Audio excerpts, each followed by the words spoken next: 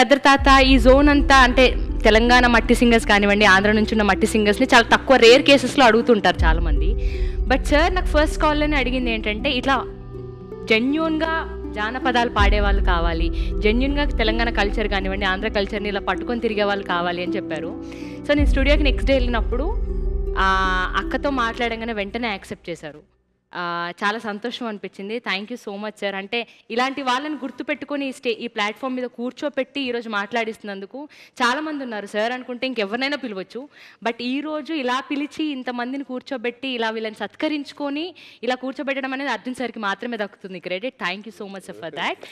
And folk song అనగా, జానపదం అనగానే లిటరల్గా నేను గద్దర్ తాతను చూసి నేర్చుకున్న పాటలన్నీ కూడా.